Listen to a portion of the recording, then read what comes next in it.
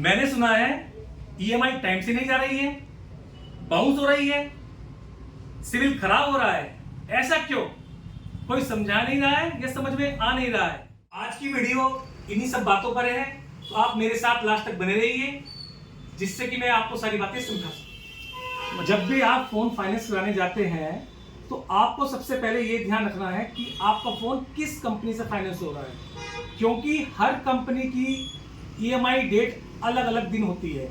जैसे कि बजाज की 2 तारीख को होती है, एचडीएफसी की 3 या 5 तारीख को होती है, एचडीबी की 5 तारीख में होती है, और होम क्रेडिट कंपनी की जिस दिन आप फाइनेंस कराते हैं उससे 1 महीने बाद होती है। तो इन सब बातों को सबसे पहले आपको ध्यान रखना चाहिए।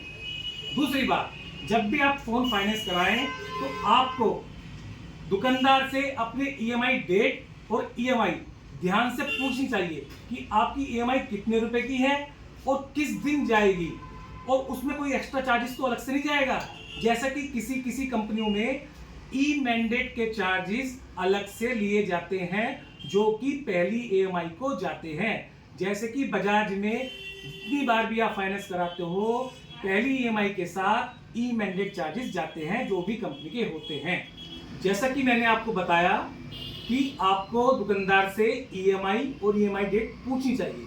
तो अब कस्टमर का इशू आता है कि भैया हमारी ईएमआई 2 तारीख को थी, हमारी ईएमआई कटी नहीं है, हमने तो पैसे आज ही डाले हैं। तो आपको कभी भी जिस भी डेट में आपकी ईएमआई जानी है, आपको बैंक में पैसे 2 से 3 दिन पहले डालने हैं। यदि आप सेम डेट में अपनी ईएमआई के पैसे बैंक में डालोगे तो आपकी ईएमआई हमेशा बाउंस हो गई। और बाउंसिंग के साथ साथ आपके 2 नुकसान है। एक तो आपको बाउंसिंग चार्ज बैंक को देना पड़ेगा और एक दूसरी बाउंसिंग चार्ज आपको कंपनी को देना पड़ेगा। तो ये आपको 2 नुकसान होंगे। तो जैसा कि मैंने बताया, आपको 2 बाउंसिंग चार्ज देने पड़ेंगे, बैंक को अलग और कंपनी को अलग। तो इन्हीं सभी चीजों से बचने के लिए आपको हमेशा ये ध्यान रखें, मैं बार बार आपको इस वीडियो में बोल रहा हूं, ये ध्यान रखें। बैंक में कुछ लोग कहते हैं 1 दिन पहले पैसे डालो, नहीं, 2 से 3 दिन पहले पैसे आपको डालने पड़ेंगे।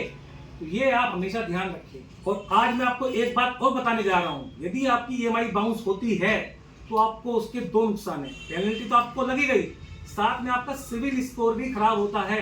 तो यदि आपको सिविल स्कोर भी बचाना है, पेनल्टी भी बचानी है, तो आपको टाइम से या तो बैंक से पेमेंट करिए या ऑनलाइन पेमेंट करिए। ये ऑनलाइन पेमेंट का वर्ड मैंने क्यों यूज किया है, कुछ कस्टमर कहते हैं कि सर हमको बैंक से ईएमआई नहीं कटवानी है।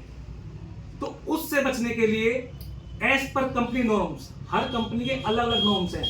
एज पर कंपनी नॉर्म्स आपको 7 से 10 दिन पहले ऑनलाइन पेमेंट करनी पड़ेगी, या तो कंपनी की साइट पर जाकर, या आपको पेटीएम से, फोन पे से, गूगल पे से, या किसी ऑनलाइन ट्रांसफर वाले के पास जाकर ये पेमेंट करनी पड़ेगी। ध्यान रखें, 7 से 10 दिन पहले। यदि आप बोलोगे कि मेरी ईएमआई डेट 2 तारीख की है और मैंने 1 तारीख को पेमेंट कर दी, तो सर आपको बाउंसिंग चार्ज भी देना पड़ेगा, पेनल्टी भी देनी पड़ेगी, सिविल स्कोर भी खराब होगा और आपका कोई फायदा नहीं होगा ईएमआई भरने का। तो ईएमआई भरो, यदि आपको हाथ से भरनी है, ऑनलाइन से भरनी है, मतलब आपको 7 से 10 दिन पहले ये ईएमआई भरनी पड़ेगी, सो दैट कंपनी आपका ईसीएस बैंक में नहीं भेजेगा।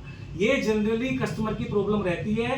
हमारे पास बहुत कस्टमर आते हैं, परेशान होकर आते हैं, सर बाउंसिंग कट गए, बैंक अकाउंट खाली हो गया। तो इन सभी बातों को ध्यान में रखते हुए आज मैं आपके सामने ये वीडियो इसलिए बना रहा हूं कि जिससे हमारे प्यारे कस्टमर को एक्स्ट्रा चार्जेस ना देना पड़े, वे परेशान ना हो और टाइमली पेमेंट जाए, उनका सिविल स्कोर इंक्रीज हो।